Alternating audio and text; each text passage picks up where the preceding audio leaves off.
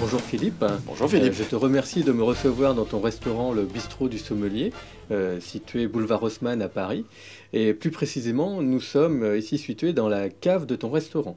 Pour ceux qui ne te connaîtraient pas, je vais le dire tout de suite, tu as gagné le concours du meilleur sommelier du monde à Rio de Janeiro en 1992, le 5 septembre, ce qui est une performance bien entendu exceptionnelle, mais nous allons le voir ensemble, ton parcours, ta carrière ne s'arrête pas là. Tu es né le 25 février 1960 à Marseille. Tu es le fils d'Émile Louis Forebrac, expert comptable, et de Janine Allègre, esthéticienne. Tes grands-parents possédaient l'hôtel-restaurant Les Trois Chamois à Briançon. Et ce sont eux qui te communiquent le virus de la cuisine et de la restauration.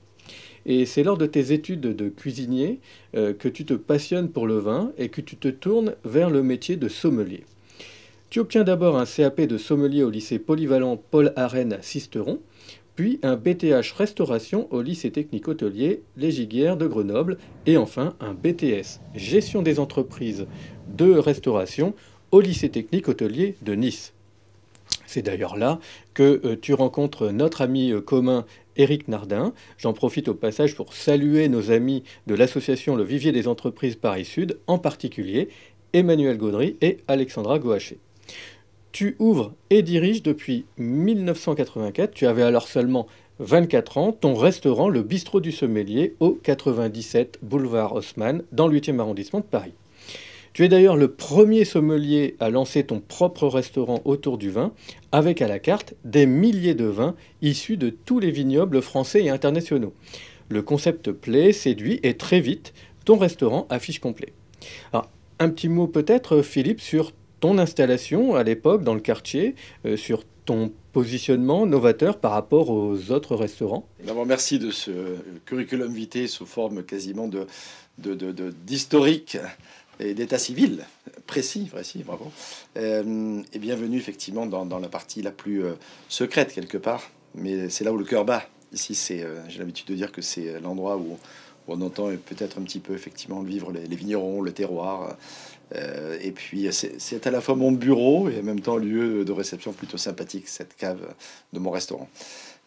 Ensuite, je me suis installé, effectivement, j'avais 24 ans, sorti du cursus dont tu as parlé, avec une formation qui était quand même assez complète. Et ça, je dois à mon papa, qui, en tant que bon expert comptable, m'a toujours orienté dans ma vie.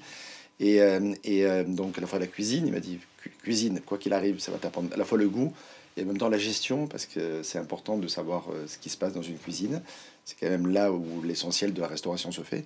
Et puis, bien sûr, après, j'ai eu envie de connaître le service, le vin, la gestion, enfin, tout ce qui fait en sorte de pouvoir être formé pour avoir un restaurant. Et le hasard de la vie m'a amené ici, boulevard Haussmann, à l'âge de 24 ans, en association avec Nicolas Drabaudy, qui était mon premier associé, avec lequel nous avons donc établi le concept du bistrot du sommelier. Et je fais partie de ces rares sommeliers, finalement, même si aujourd'hui il y en a un petit peu plus qu'avant, mais qui ont peut-être osé le pas de créer leur propre restaurant, de développer un concept autour du vin, d'embaucher un cuisinier plutôt que ce soit l'inverse, et de faire une cuisine gastronomique autour effectivement des accords mets et vins. C'est vraiment la vocation de la maison.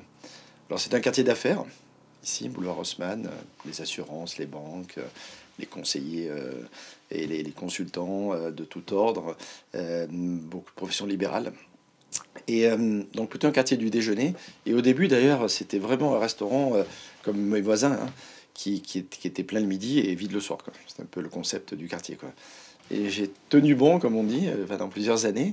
C'est vrai que le fait d'avoir été d'abord meilleur jeune sommelier de France en 84, meilleur sommelier de France en 88, et puis ensuite, tu l'as dit, meilleur sommelier du monde en 92, a permis vraiment et considérablement d'augmenter la visibilité de la maison et sa capacité d'accueil aussi. Et du coup, le soir, aujourd'hui, représente l'essentiel d'ailleurs de l'activité, puisqu'aujourd'hui, 70% du chiffre d'affaires est réalisé le soir. Tu viens de le souligner, tu présentes un palmarès exceptionnel. Je ne vais bien entendu pas pouvoir tout citer. Bon, il y a 4 dates importantes. Donc 1984, meilleur jeune sommelier de France. 1988, donc 4 ans plus tard, meilleur sommelier de France. 1992, meilleur sommelier du monde. Et plus récemment, 2015, oui, meilleur ouvrier de France, honoris causa. Exactement, c'est un concours qui existe depuis très longtemps, dans les années 20, le concours des meilleurs ouvriers de France, le fameux MOF. Et il s'est ouvert à la sommellerie en 2000. Et l'anecdote est un peu croustillante parce que j'étais pas candidat du tout, mais j'étais au contraire juré pour le concours des meilleurs vins de France, maître d'hôtel, maître des services de la table et des arts de la table, et ce qui avait été créé dans les années 90. Et donc, à la remise en 97 à l'Élysée des distinctions de meilleurs vins de France, le président du jury me présente au président Chirac, qui nous recevait à l'Élysée. Et ce jour-là, le président Chirac me dit: mais jeune homme, vous êtes sommelier, vous jouez à la grappe et tout ça. C'est quand les sommeliers? Et donc les prochains à créer, c'était les sommeliers. Et donc c'est comme ça que je suis arrivé effectivement à cette présidence du concours des meilleurs vins de France sommelier. C'était en 2000, création du concours. Et en 2015, effectivement, 15 ans après, à l'occasion d'une très belle cérémonie à la Sorbonne, j'ai eu le plaisir, avec Alain Ducasse pour la cuisine et quelques autres présidents de classe, de recevoir cette distinction à titre honoris causa, parce qu'en tant que président fondateur de la classe sommellerie, et bien entendu que je ferai jamais le concours, c'est pas raisonnable de l'imaginer. Et donc du coup j'ai depuis cette petite distinction ici, et souvent pas très loin, elle est là d'ailleurs, parce qu'il y avait une cérémonie officielle hier, donc je l'ai encore dans la poche aujourd'hui, mais cette magnifique médaille qui est le symbole effectivement de l'excellence professionnelle dans son univers. Et je suis très très fier de temps en temps de pouvoir l'arborer avec mes confrères.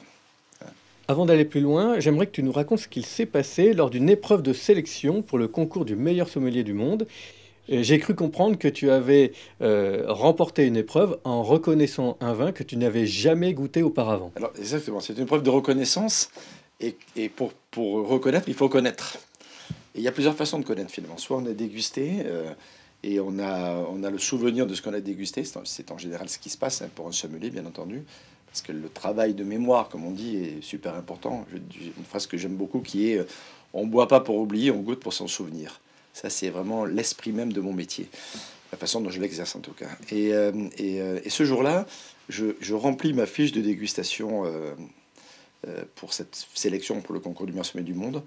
Et je remplis cette fiche et je relis cette fiche. Et le président du jury nous dit: il vous reste 30 secondes et tout. Et j'ai jamais bu ça. Mais j'ai lu ça quelque part. Donc je ne pouvais pas reconnaître, mais je pouvais identifier par rapport à ce souvenir de lecture que j'avais eu sur un vin dont j'avais lu la description. Et j'avais mémorisé. Et donc il dit: il vous reste 15 secondes, etc. Puis tout d'un coup le flash, et je me dis, ça me rappelle Müller-Thurgau de Franconie en Allemagne. Comme on est en 91, c'est un jeune, je mets 90 et puis on verra bien, quoi. Et je rends la copie, style posez tout, oui j'ai fini, c'est plus moi, etc. Et donc la copie remise. Les jurés se réunissent et le jury proclame les résultats quelques minutes après en disant bravo, parce qu'il y en a même un qui a reconnu le Müller-Thurgau de Franconie. Alors je me dis ça sent bon, ça sent bon. Et effectivement, c'est le seul à avoir reconnu effectivement ce jour-là ce vin-là, et ça a sûrement peut-être fait basculer du bon côté, j'allais dire, ma sélection pour ensuite représenter la France au concours du meilleur sommelier du monde que j'ai gagné juste après. Donc tu es restaurateur et sommelier, mais ce n'est pas tout. C'est d'ailleurs loin d'être tout. Tu es aussi vigneron. Alors depuis quand? Où sont tes vignes et quel type de vin produis-tu? Alors c'est vrai que je suis sommelier restaurateur, c'est quand même l'essentiel de mon métier, et c'est dans mon restaurant qu'on arrive à me retrouver le plus souvent possible, le plus fréquemment possible. Mais c'est vrai que la passion du vin m'amène à faire plein de choses autour du vin et de la gastronomie, mais peut-être que l'univers du vin encore plus que la cuisine, si on veut. Même si les deux sont importants pour moi. Et donc, en 2005, j'ai rencontré la famille Dusseigneur, Bernard et Frédéric Dusseigneur, et on a décidé de nous associer ensemble. Ils produisent toujours du vin dans la vallée du Rhône, dans le secteur de l'Irak, l'Audun, sur la rive droite du Rhône, ce qu'on appelle la côte du Rhône gardoise. Et puis de l'autre côté du Rhône, pas loin d'Avignon, dans une très belle appellation extrêmement célèbre qui est Châteauneuf-du-Pape. Et donc on a la chance depuis 2012 maintenant de produire également un peu de vin à Châteauneuf-du-Pape. Donc aujourd'hui je suis associé plus avec les deux frères parce qu'ils se sont répartis, j'allais dire, un peu les vignes et les activités. Donc je suis resté associé avec Bernard Dusseigneur essentiellement. Et donc nous élaborons des vins avec une approche qui est très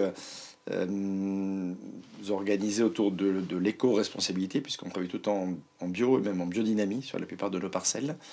donc sans intrants extérieurs d'une façon générale, sans produits chimiques de toute façon, avec des préparations qui sont extrêmement en phase avec l'environnement. C'est ça vraiment l'esprit. Et la propriété s'appelle le domaine du Seigneur. C'est tellement beau. Produire à Châteauneuf-du-Pape du domaine du Seigneur, c'était quand même un destin tout à fait louable. C'était marqué dans les évangiles quasiment, cette histoire.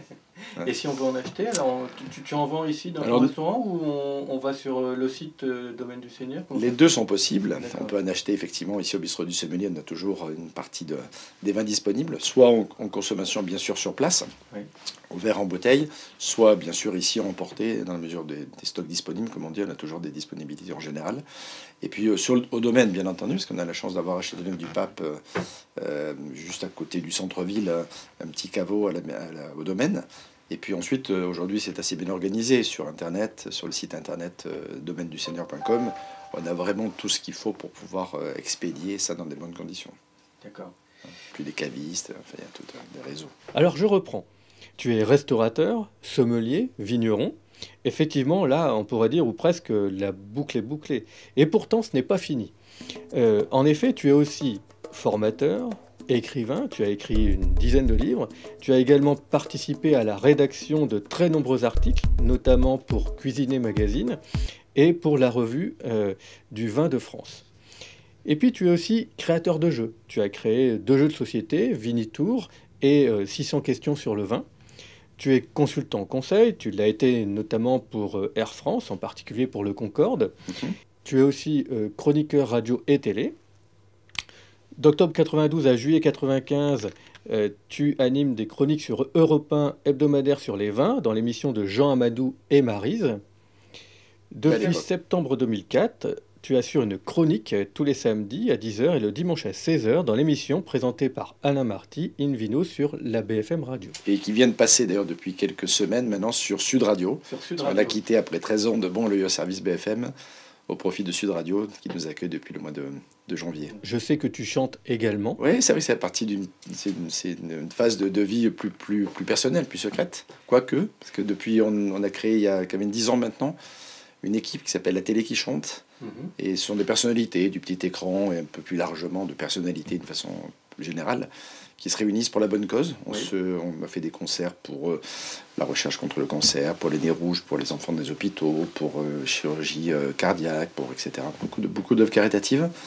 Et ça permet d'allier la passion de la chanson avec des gens qui chantent vraiment très bien. Et en même temps l'envie de partager et de faire une bonne œuvre. Oui. Donc c'est vrai qu'on se réunit de temps en temps, ça fait... Et puis chanter, franchement, ça fait du bien. Ça fait travailler l'ensemble du corps. Pour mon métier de sommelier, ça me fait aussi travailler le palais, la gorge, la voix, la respiration. Et ça, je pense que ça me permet d'avoir un certain équilibre, finalement, d'avoir aussi... cette facette de vie qui est moins visible peut-être, mais qui est pour moi extrêmement importante. Et tu es aussi acteur. En 97, Nicole Garcia qui fait appel à toi pour jouer auprès de Catherine Deneuve dans le film Place Vendôme. C'est vrai, avec Dutronc, Bacri, Seigné, etc. C'est une belle expérience. Et en 2013 également, tu joues un cuisinier-restaurateur de Strasbourg dans Le Sang de la Vigne sur France Télévisions avec Pierre Arditi. Un grand gastronome et grand amateur de vin éternel, monsieur Arditi. Alors je résume, restaurateur, sommelier, vigneron, formateur, écrivain, créateur de jeux, consultant conseil, chroniqueur radio et TV, chanteur, acteur. Bon, arrêtons-nous quelques instants, tu exerces au moins une dizaine de métiers. Je me suis dit en préparant cette interview, est-ce que par hasard, il ne s'est pas lancé un défi avec Patrick Bruel, avec qui tu es un ami, un challenge, c'est à qui exerce le plus de métiers avec brio?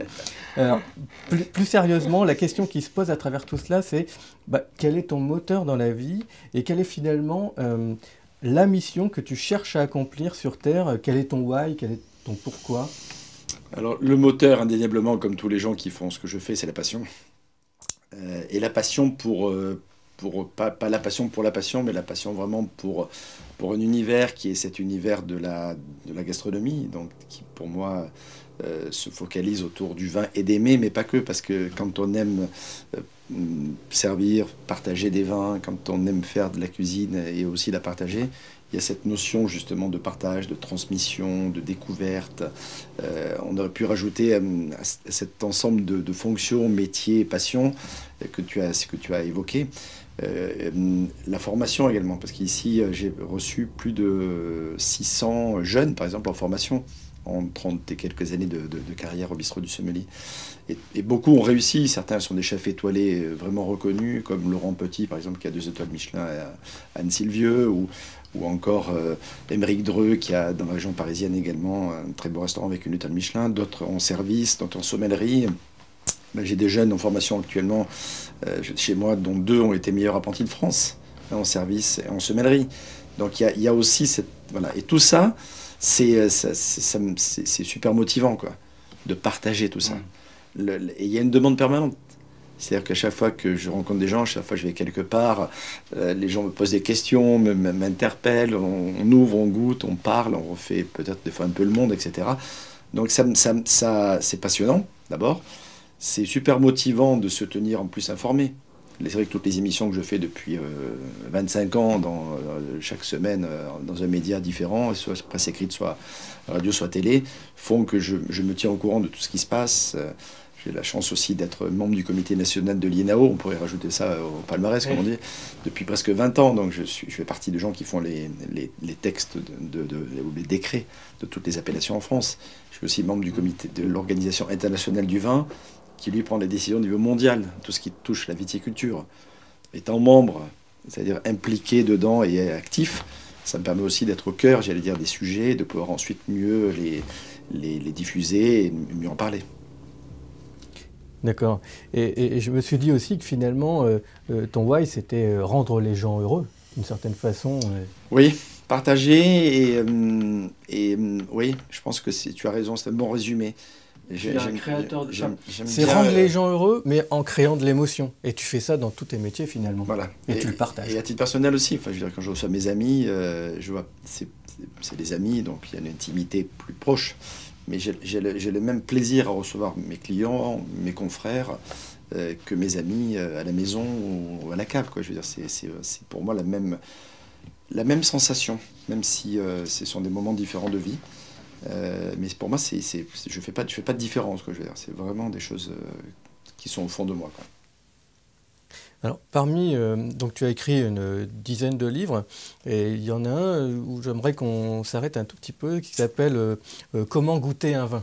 Et justement, donc, lorsqu'on s'est rencontrés récemment, tu nous as décrit un verre vide. Est-ce que tu accepterais de refaire un petit peu cette chose Il faut qu'on récupère un verre derrière. Là, il y en a quelques-uns. Voilà, au milieu, l'un ou l'autre. C'est parfait. Voilà, par exemple. Et c'est vrai que l'objet du dégustateur, pour bien déguster, il faut déjà être en forme, alors, pas être trop perturbé dans sa tête, donc faire un peu le vide, et en même temps, pas être enrhumé, enfin bon, on peut imaginer tout ça. Mais après, c'est pas suffisant. Il faut avoir aussi un outil de travail qui est le verre. Et un bon verre à vin, c'est un verre qui a ici un pied pour le poser, une jambe pour porter ce qu'on appelle ici le calice. Et le calice a plein ça paraît simple, mais c'est super technique. Le calice a plein d'endroits ou de lieux particuliers. La partie basse, par exemple, ici, où on sert le vin, s'appelle la chambre d'oxygénation. Parce que là, il y a plein d'oxygène, hein, quand on peut l'imaginer. Hein. Et donc, on met le vin, et là, il y a une réaction qui se passe. Et qui révèle plein d'arômes particuliers. Ensuite, la partie bombée du verre, qui doit être plus étroite que la partie supérieure ici, s'appelle la paraison, ou la ligne de paraison, qui est un terme qui normalement est utilisé par les verriers, qui correspond à la quantité nécessaire de matière verre en fusion pour pouvoir produire un objet, que ce soit un verre, une carafe, une lampe, etc. Donc cette quantité s'appelle la paraison. Mais on utilise, nous, ce terme-là également pour exprimer cette partie bombée. Ensuite, la partie qui remonte ici s'appelle la cheminée d'oxygénation, parce que c'est là que se passe, dans cette cheminée montante, donc, la révélation des arômes. Et ensuite, une partie super importante du verre, c'est la partie dans laquelle on approche ici des lèvres, qui s'appelle le buvant. Et c'est assez logique comme nom. Souvent, les gens se rappellent d'ailleurs très bien du buvant, le reste, ils l'oublient assez vite. Donc voilà un peu un verre. Ensuite, on sert jamais trop, mais l'idéal, c'est de servir à peu près au niveau de la cassure de la paraison. de manière à ce que l'effet technique du verre soit la plus performante possible. Et puis après, un vin, alors déjà, ça sent le temps, le vin. Parce que quand on sert le vin dans un verre, on a un bruit qui est très différent si c'est un vin sec, un vin moelleux, un vin effervescent, etc. Et l'émotion commence des fois par juste le bruit, comme ça, de velouté, métallique, cristallin, effervescent, etc., qu'on peut ressentir. Ensuite, l'œil, c'est vrai que bon, là, le verre est vide, mais on peut déjà même en parler comme ça.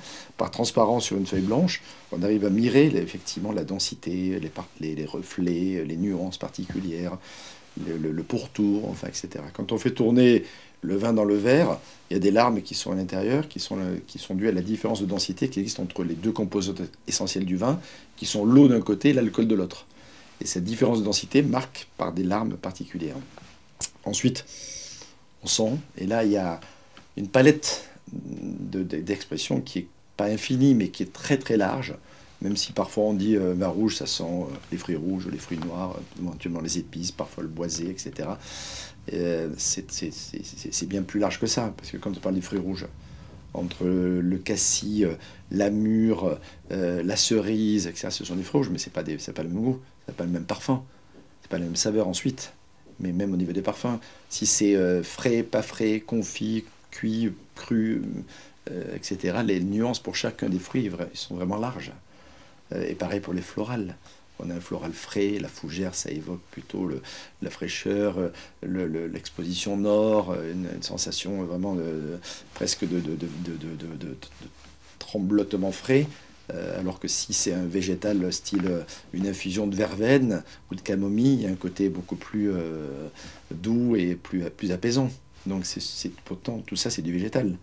Ou le poivron vert qu'on trouve dans certains vins de la Loire par exemple ou ailleurs, quand des fois ça manque légèrement de maturité, si c'est du poivron rouge, très proche par exemple du piment d'Espelette, c'est toujours du poivron, sauf que c'est pas du tout la même sensation. Donc il y a tout ce nuancier qui rend infini, même si la base elle est très fruitée, parce qu'il faut oublier que c'est du raisin au départ le vin, qu'il y a des notes florales, qu'il y a des notes végétales, qu'il y a des notes épicées, qu'il y a des notes empyromatiques, qu'il y a des notes, etc. Il y a des familles aromatiques, mais après il y a plein de nuances vraiment super intéressantes. Et chacun, en plus, on a des seuils de sensibilité différents. Toi, peut-être que la framboise, ça te parle tout de suite, et la framboise sauvage peut-être d'un endroit précis, et que si tu le trouves dans le vin, si salé, tu le vas le retrouver tout de suite. D'autres sont moins sensibles à ces seuils de perception, et c'est pas pour ça qu'ils ont tort, c'est juste parce que c'est différent. Hein. Ensuite, on goûte, et là, il y a un élément important, c'est la façon dont on prend le verre. Parce que si je te montre ici de profil, par exemple, si on pince le verre comme ça et qu'on le monte pour ici, on est obligé de monter assez haut le verre pour qu'il rentre pour que le vin coule dans le palais. Si on le prend ici, le mouvement est plus près du corps, et donc on est moins obligé de faire le mouvement de rotation. Donc on va plus loin, on le projette au fond du palais. Quand on le prend ici, qui est la prise la plus classique, hein, on arrive au début du palais, mais d'une façon plus équilibrée. C'est plutôt comme ça d'ailleurs qu'il faut le prendre pour pouvoir l'apprécier, en tout cas le juger très correctement. Et puis après en bouche, il y a l'entrée en bouche, la première sensation, qui est toujours une bonne phase de lecture, parce qu'elle influence le reste après. Elle peut être franche, fuyante, douce, vive, aromatique ou non, enfin, etc. Le corps, ça c'est la récompense. Le vin s'ouvre dans le palais, les pores en profitent pour pouvoir venir titiller, les papilles s'excitent un peu, etc. Et là, bon, on essaye d'avoir à la fois une côté analytique, les saveurs fondamentales, le sucré, la mer, l'acide, auquel on a rajouté depuis quelques années l'umami, qui est une saveur un peu spéciale venue d'Asie. Les parfums aussi, par rétro-olfaction, donnent à la fois un complément d'information et une sensation aussi de plaisir quand on ressent de nouveau des parfums qui peuvent venir enrichir ce qu'on a déjà perçu au niveau aromatique. Et puis ensuite, le vin est avalé ou recraché. Et là, il y a cette sensation qui reste, l'impression qu'il y a encore une sorte de tampon qui est venu s'imprimer au fond de la gorge. C'est quoi le souvenir, quoi? Est-ce qu'il est long? Est-ce qu'il en rajoute? Est-ce qu'il est plutôt très fluide et qui part vite, etc. Donc voilà, on peut... Alors de ça, c'est bien d'en parler. Après, ça donne des indications. Un vin qui est long en bouche, par exemple, c'est un vin qui a encore pas mal de potentiel de garde. Un vin qui est bien équilibré, c'est que il est équilibré, il est à boire. Un vin qui est un peu court en bouche, c'est un vin qui peut-être aurait pu être bu avant, mais pas encore, peut-être encore bon, hein, d'ailleurs, c'est pas fini. Mais enfin, c'est un peu tard pour pouvoir peut-être le déguster, quoi. Voilà. Donc, plein d'informations qu'on peut décrypter comme ça. Voilà. Donc le verre, c'est vraiment... C'est aussi important, si vous goûtez le même vin dans 4 ou 5 verres de formes différentes, on a presque, il faut que tu fasses le test un jour, on a presque l'impression d'avoir pas le même vin. Oui, alors justement, fou, hein. Je me demandais si un vin était meilleur dans un vin en cristal ou pas. Alors, pas nécessairement en cristal. Ce qui est important pour la matière, c'est qu'elle soit transparente pour pouvoir bien observer l'arôme. Il ne faut pas que ce soit bleuté ou avec des coloris, etc. Parce que là, pour le coup, c'est un peu dommage pour la matière elle-même. Donc, le plus pur possible. Ensuite, la moins épaisse possible. Parce que là, par exemple, c'est super bien. C'est des verres qui sont bien adaptés. Il n'y a pas de bourrelet. Donc, on est en prise directe. Le bourrelet fait une projection différente au niveau du palais et donne une sensation qui est moins directe. Ça peut être en cristal, ça peut être en cristallin, ça peut être enfin, il y a différentes matières qui existent. Une matière qui s'appelle le quartz, qui est assez solide aussi également et qui permet de faire des jolis verres assez fins mais solides. C'est important pour la restauration notamment, d'avoir des verres qui ne se cassent pas tout de suite. Donc, bien sûr, le cristal, par exemple, si on prend le verre qui est complètement à gauche là-bas, ici, là, si on fait le bruit ici, là, on est en pur cristal. Donc, au niveau sonore, c'est sûr que c'est pas la même sensation que si. Quoique celui-là, il est pas mal déjà. Et quand on écoute les verres, hein, bon, à la caméra, c'est un peu compliqué, mais le son, effectivement, est plus cristallin ici, un petit peu plus neutre, si on veut, ici, dans ce verre comme ça. Mais les deux sont envisageables. C'est vrai que si on peut s'offrir le cristal, c'est un très bel écrin. Mais il y a plein de verres avec d'autres types de matières qui sont très bien aussi. Et justement, j'avais aussi envie de savoir quel est le plus vieux vin que tu aies jamais goûté. C'était dans quel contexte et puis aussi quelle sensation ça t'a procuré? Alors jusqu'à il n'y a pas très longtemps, c'était une très belle dégustation que j'ai faite il y a quelques années en Alsace. On avait ouvert des bouteilles de 1865 sur des Tokai hongrois et des vieux pinot gris, dits Tokai à l'époque, alsaciens. Et la sensation, c'était qu'il y avait encore, comme on dit, il y avait encore un sentiment de vin et un équilibre qui était tout à fait remarquable et une envie enfin, plaisir en tout cas déguster. J'ai réactualisé, j'allais dire, l'âge du vin le plus vieux il n'y a pas très longtemps, parce que c'était en janvier de cette année, où j'étais invité pour les 20 ans d'une association de vignerons qui ont restauré des caves sous l'hôpital de Strasbourg. Et donc là, ils ont un fût dans lequel il y a une partie du vin qui date de 1472. Et donc j'ai eu la chance, non pas de boire, mais juste de goûter quelques larmes et de sentir ce vin, donc d'avoir une émotion avec ce vin, de ce fût en tout cas, datant de 1472, qui s'est bien sûr évaporé plusieurs fois depuis, mais chaque fois on a remis du vin à partir du moment où ça commençait à diminuer un peu dans le fût.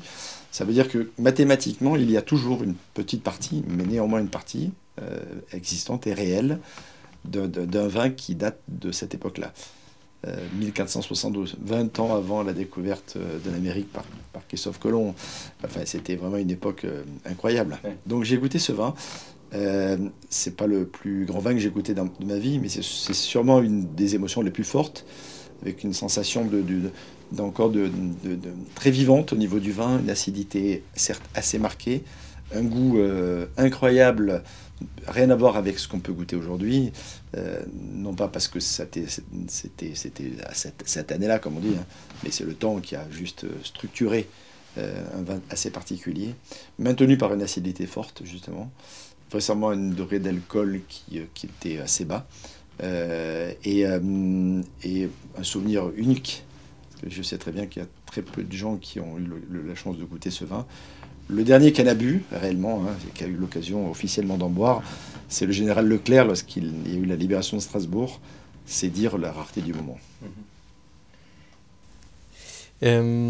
Et aussi, est-ce qu'on peut dire un mot de... J'ai lu, voilà, ça m'a marqué, l'histoire du chabreau. Voilà. Est-ce que tu peux nous rappeler ce que c'est que cette coutume, d'où vient-elle, et puis qu'est-ce qui s'est passé? Parce que j'ai vu quand voilà, ça parlait d'un cheval blanc, là, mais c'est une version modernisée du chabreau, c'est ça? Contemporaine, c'est vrai que c'est. Contemporaine. Alors, le chabreau, c'est une tradition montagnarde, paysanne, qui consistait à, lorsqu'on mangeait du potage, ce qui était fréquemment le cas à une certaine époque, on nettoyait le fond de l'assiette avec une cuillère de vin. Et ça permettait de bien récupérer vraiment et de rendre l'assiette quasiment toute propre pour la suite du repas. Et c'était une sensation sympa de se velouter souvent de légumes ou de viande ou autre, dans lequel on rajoutait effectivement cette cuillère de vin. Voilà. Et donc un jour, je me retrouve à Cheval Blanc, il y a quelques années, à l'occasion de la dégustation des primeurs, donc au printemps, et avec une tablée de gens un peu du monde entier. Et je me retrouve à la droite de Pierre Lurton, qui est le directeur de Cheval Blanc depuis un certain nombre d'années. Et donc, on nous sert un velouté de cèpe, qui était juste magnifique, et du Cheval Blanc 98 pour agrémenter, j'allais dire, ce repas. Et donc je vois ce velouté de cèpe arriver. J'avais mon verre de Cheval Blanc servi devant moi, et je me dis mais ça va être juste magique. Donc je commence à goûter le velouté de cèpe quand tout le monde est servi, et là, aux 2/3, j'allais dire, de la dégustation de mon assiette, je dis à Pierre Lurton qui était à côté de moi, et il dit, écoute, est-ce que tu as déjà fait chabreau avec du cheval blanc? Il me dit, mais j'ai rarement fait chabreau dans ma vie, et surtout pas avec du cheval blanc. Je dis, mais qu'est-ce que tu penses quand même du fait qu'on puisse, parce que c'est juste, les deux sont juste exceptionnels de les goûter ensemble, mais si on les mélange, entre guillemets, si on les fait se rassembler, ça peut être vraiment un moment. Et donc il me dit, bah écoute, si tu veux, vas-y, quoi. Et si tu le fais, je le fais. Et donc je prends dans ma cuillère, comme ça je verse un peu, et je rosis donc mon assiette, et lui fait de même, et tout d'un coup, sans qu'on dise rien, tout le monde s'arrête de parler. Et Pierre, voyant la scène de cette table, on est une vingtaine quand même à table, dit bah, écoutez, je viens de faire chabreau avec Philippe sur voilà, ceux qui veulent, n'hésitez pas, parce que finalement on est tous les deux, au plus on est de fous, au plus c'est sympa. Et donc tout le monde s'est quasiment mis à faire chabreau, quoi. Certains ont été très hésitants au départ, mais finalement, certains avaient fini quasiment leur assiette. On a ramené un peu de cette crème de cèpe, et tout le monde a fait chabreau, quoi. Et c'était un moment assez unique finalement de communion, parce que ça aussi c'est un terme fort. On vit dans un instant un peu magique autour d'une table, autour d'une tablée, etc. Il se passe quelque chose, quoi. C'est ce qui s'est passé ce jour-là. Après, ça s'est déchaîné sur les réseaux, parce que comment ils ont fait chabreau avec ça, comment, etc. Et finalement, avec le temps, parce que cette histoire commence à dater maintenant, et c'est resté un peu comme un grand souvenir finalement, même de Cheval Blanc ou de l'histoire de chabreau. Finalement, ça a marqué l'histoire dans le métier. Et c'est toi qui en es à l'initiative, un peu comme ce que tu as fait à 24 ans en créant ton restaurant. Voilà, c'est... Il y a des moments comme ça. Ouais. Je les tiens. Voilà. Ouais. J'aimerais maintenant qu'on aborde le sujet du digital. Toi, comment toi qui exerces des métiers si traditionnels, comment tu vois le digital? Quelle en est ta perception? Quelle en est surtout ton utilisation? Voilà, est-ce que tu es sur les réseaux sociaux? Est-ce que tu es sur LinkedIn, par exemple? Est-ce que tu utilises des réseaux sociaux comme Twitter, comme Facebook? Est-ce que à quelle fréquence et pourquoi faire? Voilà. Alors, j'ai toujours été assez sensible à tout ce qui est technologie, d'une façon générale. Je dois ça à mon papa, qui était un des premiers experts comptables à s'équiper d'un ordinateur, il y a très longtemps. Et je me souviens de ces paquets de cartes perforées qu'il faisait passer dans son ordinateur. C'est pour vous dire que c'est des choses qu'on voit dans les musées aujourd'hui. J'ai vécu ça, l'arrivée de ces ordinateurs-là, c'était la marque Olivetti à l'époque, qui développait ces systèmes-là. Quand j'étais à l'école, j'avais école hôtelière, c'est vraiment le début dans les années 70, c'était le début des ordinateurs dans les écoles, et il y en avait pas franchement, et j'avais fait partie d'une équipe pour essayer de mettre en place des programmes, justement, donc pas utiliser, mais vraiment d'essayer de programmer avec le binaire des trucs. Donc j'ai toujours été assez sensible à ça. Quand Internet est arrivé, je dois faire partie des premiers restaurants qui se sont équipés d'un site Internet. Depuis, il a évolué un certain nombre de considérables de fois, on le met à jour assez souvent. Donc je suis assez réceptif à ça. Ça permet non seulement de travailler sur soi-même, et en plus, à travers Internet aujourd'hui, hein, de communiquer avec les autres. Et je fais un métier aussi de communication. Quand je dis j'aime partager, bien sûr, il y a des moments privilégiés où on partage face à face, mais ça ne m'empêche pas d'avoir envie de partager ces moments, ou certains de ces moments en tout cas, avec un public plus large. Donc je suis sur les réseaux, je suis sur LinkedIn, je crois que j'ai 10 000 followers, je suis sur Facebook depuis très longtemps aussi, je suis aussi enfin je tweete assez régulièrement, je publie des photos sur Instagram, donc, et pratiquement plusieurs fois par semaine en tout cas, des fois plusieurs fois par jour en fonction des événements. En tout cas suffisamment pour être assez présent et utiliser, entre guillemets, comme on dit aujourd'hui, ça comme élément de communication tout simplement et de partage.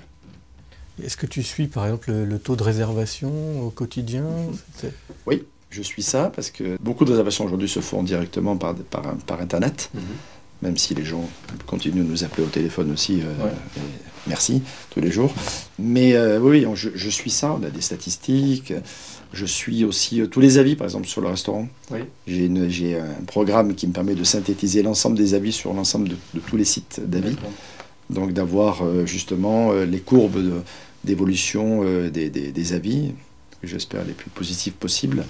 Et je réponds à tous les avis, c'est moi-même, personnellement, à l'ensemble de tous les avis, parce que j'ai un taux, je crois, je regardais ce matin, de 97% de réponse sur les avis du restaurant, c'est quand même pas mal, et c'est moi qui m'en occupe directement. Je souhaite le faire, quoi. C'est pas quelqu'un auquel je délègue, c'est comme quand je tweete ou quand je suis sur Facebook, je ne le délègue pas. Je prends quelques minutes de temps en temps pour le faire, et je préfère le faire moi que de le faire par quelqu'un. Tu changes ta carte, c'est ça, assez régulièrement. Oui. Le digital te permet aussi d'ajuster par rapport à la carte? Tout à fait. Dès qu'on fait un changement de carte, on fait des photos des plats, et tout ça part également sur les réseaux. Et sur le site, bien sûr, du restaurant. On organise aussi régulièrement des événements, parce qu'on fait beaucoup d'événementiels. Moi, j'en fais beaucoup dans beaucoup d'endroits. Hein. Mais chez moi, bien sûr, le vendredi, par exemple, on organise ce qu'on appelle les vendredis du vigneron. Et ce, depuis maintenant plus d'une douzaine d'années. Et on reçoit un vigneron, on partage dans cette cave, d'ailleurs, un moment convivial pour que les gens puissent faire connaissance avant de passer à table. Ah, ça se passe ici? Ça se passe ici, la prise de contact dans cette partie de la cave. Et ensuite, les gens vont dîner à la même table, l'esprit d'une table d'hôte autour d'un vigneron. Et donc, les informations du programme sont bien sûr en ligne dès que le programme est su, et il est diffusé. Beaucoup de gens suivent ça pour savoir quand est-ce qu'ils veulent venir, quel est le thème, etc. Et on publie quasiment chaque semaine des photos, voire des petites vidéos de dégustation ici, avec le vigneron, des petites interviews, etc., qui sont assez suivies. Donc oui, le digital n'est pas pour moi quelque chose d'immatériel, mais un prolongement finalement matériel de ce que l'on fait réellement. Et du coup, ça donne la possibilité à un certain nombre de gens qui sont venus de retrouver des souvenirs et peut-être de susciter l'envie de venir pour ceux qui n'ont jamais eu l'occasion de venir. Très bien. Philippe, merci beaucoup merci à de toi. nous avoir reçus aujourd'hui encore. C'était un plaisir. Merci. À bientôt. À bientôt.